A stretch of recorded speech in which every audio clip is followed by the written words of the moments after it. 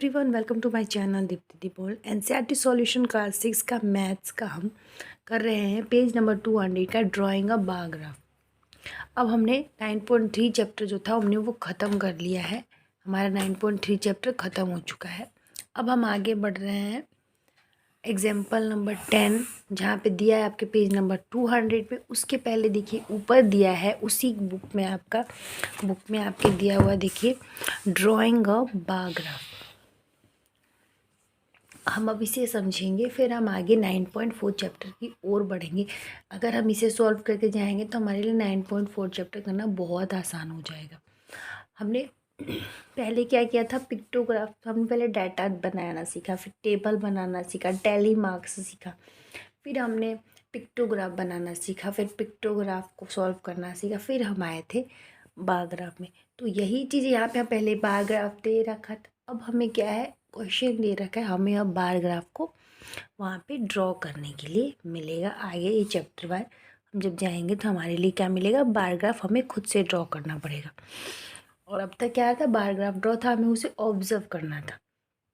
तो देखिए यहाँ पे क्वेश्चन क्या कह रहा है, recall the example where Ronald section 9.3 had prepared a table representing choice of fruits made by his classmates. Let us draw a bar graph for this data. आपको ध्यान होगा, रोनाल्ड नाम का एक लड़का था जिसने फ्रूट्स का डाटा तैयार किया था। हमने जब शुरुआत में इस चैप्टर को किया था सबसे इजी डाटा बनाने के लिए, तो रोनाल्ड ने एक आइडिया बताया था कि इस तरह से करो तो और आसान हो जाएगा। तो वही चीज़ यहाँ पे कह रहा है, लेकिन अब यहाँ पे क्या कह रहा है कि इसी डाटा को हमें बार ग्राफ बनाना है। जो रोनाल्ड ने डाटा तैयार किया था उसी डाटा को हमें अब बार ग्राफ में कन्वर्ट करना है। बार ग्राफ का मतलब क्या होता है, बार ग्राफ होता आपको क्या, जो बच्चे मान लीजिए पहली बार है उन्हें नहीं पता होगा, हो सकता है जो बच्चे पहले से वीडियो को वॉच कर रहे हैं उन्हें तो पता होगा। तो बार ग्राफ क्या होता है, एक वर्टिकल और एक हॉरिजेंटल लाइन हम खींचते हैं और इसके ऊपर हम कुछ इस टाइप का बनाते हैं। ये आपका बार ग्राफ होता है। एक बार ग्राफ और बनता है जो कि हॉरिजेंटली बनता है। ये वर्टिकली हमने बनाया और ये हॉरिजेंटल बार ग्राफ बन गया, तो इसे ही हम बार ग्राफ कहते हैं। अब इसे ये बार क्यों कहा जाता है, क्योंकि ये जो हमारा यहाँ पे बन रहा है ये देखने में एक मिल्की बार चॉकलेट होता है ना, बार, तो उसी की वजह से इसे हम बार ग्राफ कहते हैं। क्लियर हो गया। तो चलिए अब यहाँ पे जो स्टेटमेंट्स ये बुक में दे रखा है हमें क्या करना है, बार ग्राफ पे इसे बनाना है। फिर देखिए क्या कह रहा है, फाइंड कैसे बनाना है वो भी इसमें बताया गया। Find of all draw horizontal line and vertical line. हमें क्या करना है, एक यहाँ पे हॉरिजॉन्टल, ये हो गया आपका हॉरिजॉन्टल लाइन और ये आपका हो गया वर्टिकल लाइन। हमने दोनों लाइन बना दिया, हॉरिजॉन्टल वर्टिकल। फिर क्या कह रहा है, ऑन दी, फिर कुछ कह रहा है, on the horizontal line we will draw bars representing each fruit and on a vertical line we will write the numerals representing number of student। यानी कह रहा है कि वर्टिकल लाइन पे हमें नंबर ऑफ स्टूडेंट को रिप्रेजेंट करना है और हॉरिजॉन्टल लाइन पे हमें क्या करना है, फ्रूट्स के बार को रिप्रेजेंट करना है। क्या मतलब, देखिए क्या कहना चाह रहा है। और हमारा जो बार ग्राफ बनता है वो कैसा बनता है, जब भी हम बार ग्राफ बनाते हैं तो हम क्या करते हैं, बार के बीच में हर जगह एक दूरी होनी चाहिए। जैसे आप यहाँ पे बना रहे हो, ये हमारा हो गया बार ग्राफ, यहाँ हमने 0 लिख दिया, 0 के बाद हमने एक यहाँ पे किया, फिर हम एक यहाँ से बनाएंगे बार, फिर यहाँ से इस तरह से गैप जो होने चाहिए बिल्कुल बराबर होने चाहिए, इसके बीच की फासले भी बराबर। और जो हम यहाँ पे यूनिट देंगे, जैसे ये 0 के बाद यहाँ हमने 1 दिया, 2 दिया, जो भी दिया हमने जो दिया वो इसके बीच की भी दूरी जो है ना बिल्कुल इक्वल होनी चाहिए। तो इसने क्या कहा कि इधर की लाइन पे हमें क्या करना है, नंबर ऑफ स्टूडेंट्स बोला, हमने ये कर लिया। अब यहाँ पे क्या बोला, फ्रूट्स, यानी जो फ्रूट्स चूज़ किए गए हैं बच्चों के लिए वो फ्रूट्स। अब हम बार कैसे बनाएंगे, कैसे बनाएंगे, हम बुक को देखेंगे कि कितना किसका बार कहाँ तक जाएगा।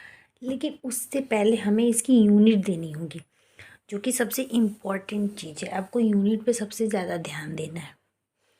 अब मान लीजिए कि हमारा यहाँ पे एक यूनिट है, तो जो हमारा क्वेश्चन है वो क्या है, नंबर ऑफ 8 बच्चों ने बनाना मांगा, यानी भी एक स्टूडेंट के बारे में अगर हम देखें लेके तो हमारा जो है वो परफेक्ट बन जाएगा। क्योंकि अगर हम एक यूनिट यहाँ पे 1 लिख दें, 2 बच्चे, 3 बच्चे, 4 बच्चे, 5 बच्चे, 6 बच्चे, 7 बच्चे, 8 बच्चे, 9 बच्चे, 10 बच्चे, हम कुछ इस तरह से बना दें, तो हम क्या लिखेंगे, अगर हमारा स्केल लिखना हो तो हम क्या लिखेंगे, हम लिखेंगे 1 यूनिट लेंथ इक्वल टू कितना, 1 स्टूडेंट, क्योंकि हमने हर यूनिट पे एक बच्चे को रखा है।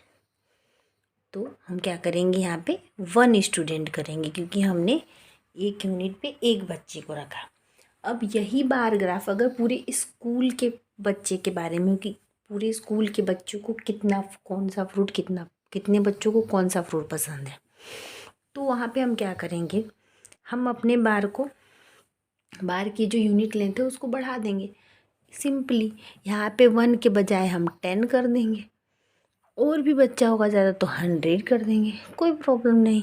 तो यहाँ पे क्या होगा, 100 हो जाए, 10 हो जाएगा, तो हमारे लिए बस बताना क्या आसान हो जाएगा। अगर हम इसी चीज़ को 1 2 लेके जाएंगे तो बहुत लंबा बायोग्राफ बनेगा और टाइम भी जाएगा।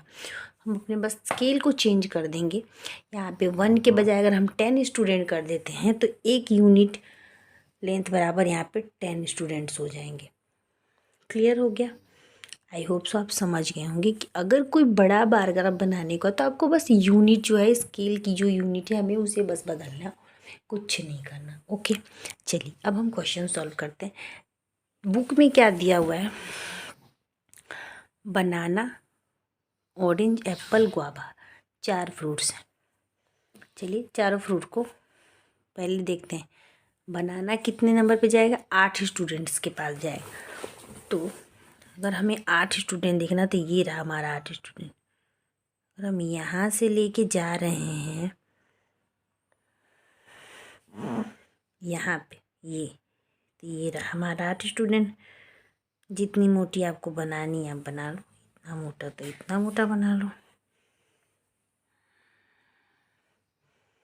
उसके बाद दिया है ऑरेंज, उसके बाद ऑरेंज कितने दिए हैं, 3 बच्चों ने ऑरेंज पसंद किया था। यहाँ से हम, ये 3 है, ये रहा हमारा, ये थोड़ा सा गैप तो होना चाहिए, तो ये रहा हमारा 3, और हमने इसको इससे मिला दिया, 3 स्टूडेंट्स। फिर है आपका एप्पल, एप्पल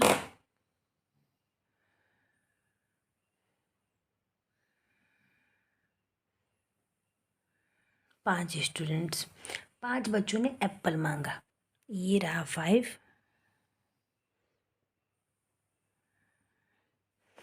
यहाँ से बनाएंगे,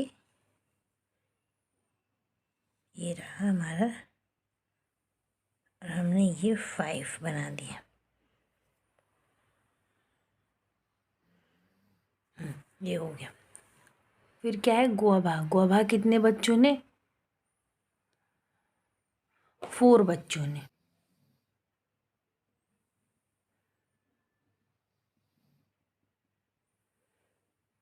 बस आपको देख के ही लाइन को ड्रॉ करना है, जो नंबर दिया हो उस नंबर से उठाइए और लाइन को क्या करिए, ड्रॉ कर लीजिए। और इन चीज़ों को ध्यान में रखिएगा कि ये आपका जो लाइन जाए वो इक्वल जाना चाहिए, ये और ये।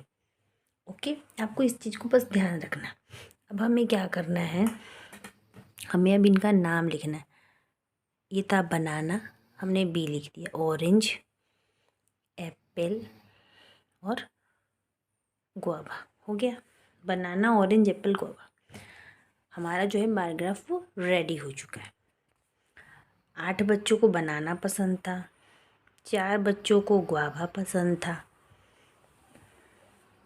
3 बच्चों को ऑरेंज पसंद था और 5 बच्चों को एप्पल पसंद था।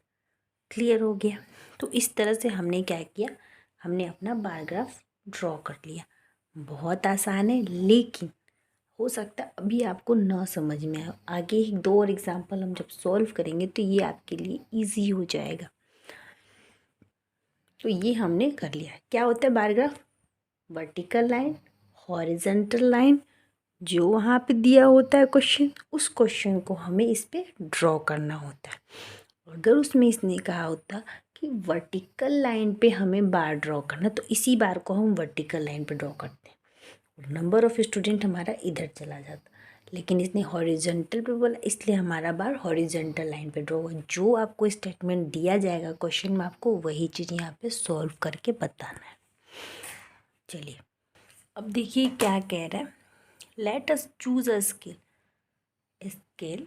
It means we first decide how many students will be represent unit length of a bar। वही चीज़ जो मैंने कहा कि अगर आपको कोई ऐसा बार मिल जाए, आपको स्टूडेंट अगर यहाँ 1 के बजाय 10 करना है, आप 10 कर दो, आपकी मर्जी। आपको जितना रखना है, आपको ऑड इवन नंबर में रखना है, आप वो भी रख सकते हो, आपका मर्जी है। बट ये ईजी होता है। 1 2 3 ईजी होता है, 10 20 30 40 ये ईजी होता है, 100 200 300 ये ईजी होता है। तो एक तरह से ये यूनिट लेंथ लेना आसान होता है। तो वो यही चीज़ कह रहा है। फिर क्या कह रहा है, here we take a 1 unit length of represent 1 student only. हमें यहाँ पे क्या दिया हुआ है कि 1 यूनिट लेंथ एक स्टूडेंट को रिप्रेजेंट कर। We get a bar graph as shown in the adjoining figure. तो यहाँ पे आपका बार ग्राफ बना के दिया गया, जो सामने आपके बार ग्राफ बना हुआ है। तो हमने वही चीज़ यहाँ पे सॉल्व कर लिया। तो इसी के साथ आज का हमारा जो वीडियो है वो ख़त्म होता है। ड्राइंग अ बार ग्राफ आपको बहुत अच्छे समझ में आ गया। कोई भी डाउट तो प्लीज़ क्लियर करें और प्लीज़ चैनल को सब्सक्राइब करके बेल आइकन दबाएं, लाइक करें, शेयर करें, फुल वॉच करें। Bye bye, thank you. मिलते हैं फिर नेक्स्ट वीडियो में।